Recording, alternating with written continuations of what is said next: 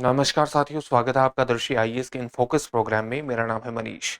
6 जनवरी 2025 को तमिलनाडु के राज्यपाल आर.एन. रवि विधानसभा में अपने अभिभाषण से पहले ही विधानसभा से चले गए।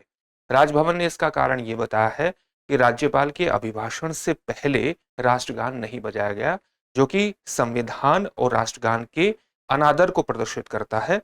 और राष्ट्रगान का सम्मान करना, उसका आदर करना संविधान के मौलिक कर्तव्यों के अनुरूप है। तमिलनाडु में राज्यपाल के अभिभाषण से पहले राज्यगान और अभिभाषण के बाद राष्ट्रगान बजाए जाने की परंपरा है, जिस परंपरा की शुरुआत 1991 में हुई थी। साथ ही अलग अलग राज्य इस संबंध में अलग अलग प्रथाओं का अनुसरण करते हैं। आज इस पूरे मुद्दे को इन फोकस के प्रोग्राम में समझने का प्रयास करेंगे।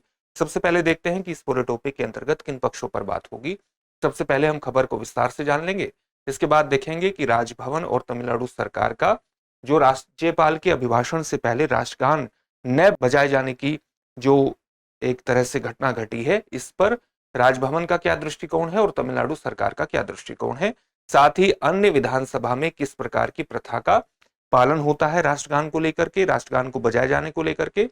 राष्ट्रपति के अभिभाषण और संविधान में किस प्रकार का उल्लेख किया गया है, यानी राष्ट्रपति का जो अभिभाषण होता है संसद में, विशेष तौर से सेंट्रल हॉल में, उससे पहले राष्ट्रगान को बजाए जाने की क्या परंपरा है, क्या क्या प्रथा है। साथ ही गृह मंत्रालय का राष्ट्रगान पर क्या आदेश है, राष्ट्रगान को लेकर के सामूहिक गायन की क्या प्रथा है, किस तरह से उसका पालन किया जाता है, और क्या राष्ट्रगान न बजाया जाना अपने आप में एक दंड का आगमन है, यानी दंड की व्यवस्था करता है अगर हम राष्ट्रगान नहीं बजाते हैं अलग अलग समारोहों के दौरान। और फिर इन सभी पक्षों को जानने के बाद आपके लिए एक अभ्यास प्रश्न होगा, जिसका उत्तर आपको कमेंट बॉक्स में कमेंट करके देना होगा। ये जो पूरा विषय है यूपीएससी की मुख्य परीक्षा के सामान्य अध्ययन प्रश्न पत्र 2 से जुड़ेगा। 3 से ये नहीं जुड़ेगा, 2 से जुड़ेगा। भारतीय राज्य व्यवस्था और संविधान जैसे खंडों से जोड़ करके आप इसे देख सकते हैं। हम अपने प्रोग्राम में आगे बढ़े उससे पहले आप हमारे चैनल को सब्सक्राइब जरूर करिए और बेल आइकन दबाइए, ताकि सभी प्रोग्राम का नोटिफिकेशन आपको मिले। इन प्रोग्राम से आप जुड़े, इनका लाभ उठाएं। साथ ही इन सभी प्रोग्राम की पीडीएफ फाइल आपको इनफोकस दृष्टि आईएएस के टेलीग्राम चैनल पर उपलब्ध कराई जा रही है। डिस्क्रिप्शन में दिए गए लिंक पर जाकर आप पीडीएफ फाइल डाउनलोड कर सकते हैं। तो खबर को विस्तार से जानते हैं, और खबर यही है जो कि आपको इंट्रोडक्शन में बताई गई थी कि 6 जनवरी 2025 को तमिलनाडु के राज्यपाल आर.एन. रवि ने विधानसभा के पहले सत्र के उद्घाटन के लिए अपने अभिभाषण को छोड़ दिया। और उसका कारण ये बताया गया कि उनके निर्धारित अभिभाषण से पहले राष्ट्रीय गान या राष्ट्रगान नहीं बजाया गया। और यह घटना पिछले साल की ही अपने आप में एक पुनरावृत्ति को प्रदर्शित करती है, जब राज्यपाल ने इसी कारण से अपना अभिभाषण पढ़ने से इनकार कर दिया था। अब हम राष्ट्रगान को बजाए जाने के संबंध में जो सामान्यतः प्रथाएं हैं वो क्या है उसके बारे में जानेंगे, लेकिन इससे पहले ये भी जान लेते हैं कि राजभवन का और तमिलनाडु सरकार का इस मुद्दे पर क्या कहना है। उससे पहले आपके लिए एक महत्वपूर्ण सूचना यह है कि दृष्टि आईएएस मुखर्जी नगर की सभी क्लासेस नोएडा में शिफ्ट हो चुकी हैं, और 2 महत्वपूर्ण बैच हमारे प्रारंभ होने वाले हैं, एक हिंदी माध्यम का, एक इंग्लिश माध्यम का। हिंदी माध्यम का आईएएस फाउंडेशन बैच 16 जनवरी से प्रारंभ हो रहा है, जिसका समय है सुबह 11:30 बजे। इसी प्रकार से अंग्रेजी माध्यम का बैच 9 जनवरी 2025 से प्रारंभ हो रहा है, जिसका समय है शाम को 6 बजे। आप 8750187501 पर कॉल भी कर सकते हैं, इन बैचेस में एडमिशन ले सकते हैं। इसके अलावा जयपुर में आईएएस फाउंडेशन बैच 16 जनवरी से प्रारंभ हो रहा है हिंदी माध्यम का, जिसका समय है शाम को 5:30 बजे। इसके लिए भी आप 8750187501 पर कॉल कर सकते हैं, इन बैचेस में एडमिशन ले सकते हैं और सफलता की दिशा में आगे बढ़ सकते हैं। अब हम देखते हैं कि ये जो राष्ट्रगान को लेकर के पूरा विवाद हुआ है, इस पर तमिलनाडु सरकार का और विशेष तौर से राज्य भवन का क्या कहना है। तो राजभवन ने तमिलनाडु विधानसभा पर भारतीय संविधान और राष्ट्रगान का अपमान करने का आरोप लगाया है। उसका कहना है कि राज्यपाल के अभिभाषण से पहले राष्ट्रगान को बजाया जाना चाहिए था।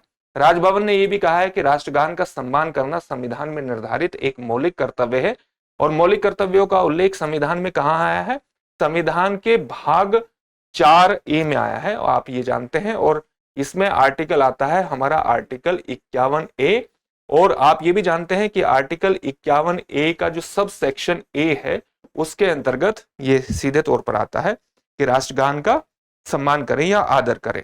उसको भी हम जानेंगे विस्तार से। राजभवन ने यह भी कहा है कि विधानसभा में राज्यपाल के अभिभाषण की शुरुआत और अंत में राष्ट्रगान या राष्ट्रीय गान बजाना पारंपरिक है, अपने आप में एक परंपरा है। इसका अभाव अपने आप में गंभीर चिंता का विषय है।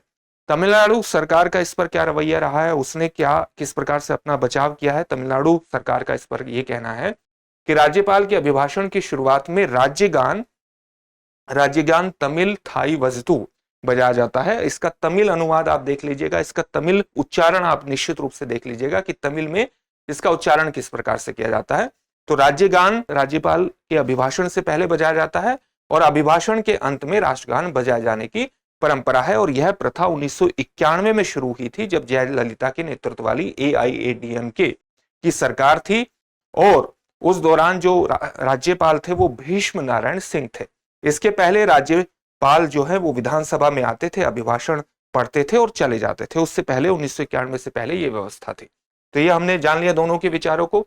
अन्य विधानसभाओं में राष्ट्रगान को लेकर के किस प्रकार की प्रथाएं हैं, अलग अलग राज्यों की अपनी अलग अलग प्रथाएं हैं। विभिन्न राज्य अपनी अपनी प्रथाओं के अनुसार राज्यपाल के अभिभाषण के दौरान राष्ट्रगान बजाने जाने के संबंध में अलग अलग परंपराओं का अनुसरण करते हैं। जैसे नागालैंड में कई दशकों तक राष्ट्रगान नहीं बजाया जाता था, लेकिन यह पहली बार फरवरी 2021 में बजाया गया था, जब वहां के राज्यपाल RN रवि ही थे। इसके अलावा त्रिपुरा में भी मार्च 2018 में पहली बार राष्ट्रगान बजाया गया था। तो अलग अलग राज्य अपने आप में अलग अलग प्रथाओं का अनुसरण करते हैं। अगर राष्ट्रपति के अभिभाषण और संविधान की बात करें, यानी राष्ट्रपति के अभिभाषण के दौरान राष्ट्रगान बजाए जाने की किस प्रकार की प्रथा है, तो वो इस प्रकार से है कि जब राष्ट्रपति संसद में अपने आसन पर पहुंचते हैं, तो आसन पर पहुंचने के बाद केंद्रीय कक्ष में एक बैंड राष्ट्रगान बजाता है और उसके बाद राष्ट्रपति अपने स्थान पर बैठते हैं। यानी अपने स्थान पर बैठने से पहले राष्ट्रगान बजाया जाता है जब राष्ट्रपति एक तरह से संसद में पहुंचते हैं, सेंट्रल हॉल में पहुंचते हैं, केंद्रीय कक्ष में पहुंचते हैं। राष्ट्रपति फिर क्या करते हैं, मुद्रित अभिभाषण को पढ़ते हैं। हिंदी या अंग्रेजी में, यह हो सकता है या तो हिंदी में पढ़ते हैं या अंग्रेजी में पढ़ते हैं। और अभिभाषण के बाद राष्ट्रगान फिर से बजाया जाता है और उसके बाद राष्ट्रपति केंद्रीय कक्ष से बाहर एक प्रोसेशन के माध्यम से बाहर जाते हैं। संविधान में किस प्रकार के प्रावधान किए गए हैं, संविधान में जैसा कि आपको बताया था कि हमारे देश का जो संविधान का भाग 4A है, 4A में 51A संविधान का अनुच्छेद है और 51A का जो सब सेक्शन आप कह सकते हैं 51AA, उसमें सीधे तौर पर कहा गया है कि भारत के प्रत्येक नागरिक का यह कर्तव्य होगा कि वह संविधान का पालन करे और उसके आदर्शों, संस्थाओं, राष्ट्रीय ध्वज एवं राष्ट्रगान का आदर करे। यहां पर राष्ट्रगान के आदर की बात आ जाती है। तो मौलिक कर्तव्य सभी नागरिकों का निर्धारित किया गया है संविधान के अनुच्छेद 51AA के अंतर्गत कि सभी नागरिकों का यह कर्तव्य है कि वो राष्ट्रगान का आदर करें। तो इस संविधान की बात हुई। गृह मंत्रालय का राष्ट्रगान पर किस प्रकार का आदेश है, इस गृह मंत्रालय कहता है कि राष्ट्रगान का जो पूर्ण संस्करण है वो निम्नलिखित अवसरों पर बजाना आवश्यक है। बहुत से अवसर वो बताता है, यहां पर कुछ अवसर आपको बताए गए हैं, जैसे कि नागरिक और सैन्य अलंकरण, यानी जो सिविल और मिलिट्री जो इन्वेस्टर्स होते हैं, तो उनके दौरान जो अलंकरण होते हैं उनके दौरान इसको बजाया जाना आवश्यक है। इसके पूर्ण संस्करण को बजाया जाना राष्ट्रगान के आवश्यक है। इसी प्रकार से राष्ट्रपति या राज्यपाल के सम्मान में राष्ट्रीय सलामी पर भी इसको बजाया जाना आवश्यक है। परेडों के दौरान बजाया जाना आवश्यक है। राष्ट्रपति के राजकीय समारोहों में आगमन और प्रस्थान पर भी बजाया जाता है। इसी प्रकार से जब राष्ट्र ध्वज को परेड में लाया जाता है तब भी राष्ट्रगान का पूर्ण संस्करण बजता है और नौसेना में ध्वज फहराने के समय भी राष्ट्रगान का पूर्ण संस्करण ही बजाया जाता है। राष्ट्रगान का सामूहिक गायन कब किया जाता है, तो राष्ट्रगान का पूर्ण संस्करण निम्नलिखित अवसरों पर सामूहिक गायन के साथ बजाया जाता है। में कौन से अवसर हैं, जैसे राष्ट्रीय ध्वज फहराने पर, सांस्कृतिक अवसरों पर या परेड के अलावा अन्य औपचारिक समारोहों पर राष्ट्रगान का पूर्ण संस्करण सामूहिक गायन के साथ बजाया जाता है। किसी सरकारी या सार्वजनिक समारोह में राष्ट्रपति के आगमन पर, परंतु यह औपचारिक राज्य समारोह और मैच समारोह को इसमें छोड़ दिया जाता है। तो किसी सरकारी या सार्वजनिक समारोह में राष्ट्रपति के आगमन पर और ऐसे समारोह से उनके प्रस्थान से पहले तुरंत पूर्व भी राष्ट्रगान का सामूहिक गायन किया जाता है। उसके पूर्ण संस्करण का सामूहिक गायन होता है। क्या राष्ट्रगान को न बजाने पर, न उसको गाने पर किसी प्रकार के दंड का प्रावधान है? तो एक घटना हमारे सामने आती है जनवरी 2019 की, जब देश के प्रधानमंत्री और तमिलनाडु के राज्यपाल और मुख्यमंत्री ने मदुरई में एम्स के उद्घाटन के एक कार्यक्रम में भाग लिया था, जहां न तो राष्ट्रगान बजाया गया था और न ही राज्य गान बजाया गया था।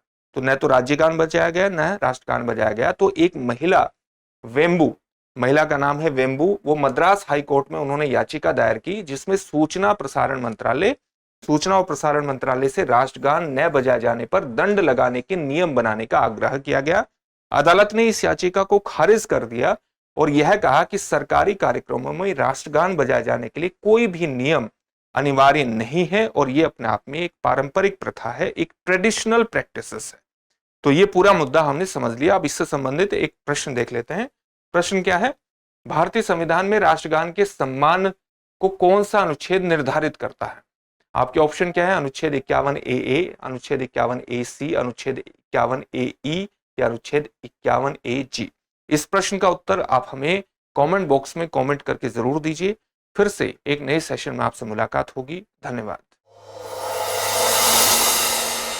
डियर व्यूअर्स, अपने एग्जाम की तैयारी को और बेहतर करने के लिए हमारे चैनल को लाइक, शेयर और सब्सक्राइब करना न भूलें।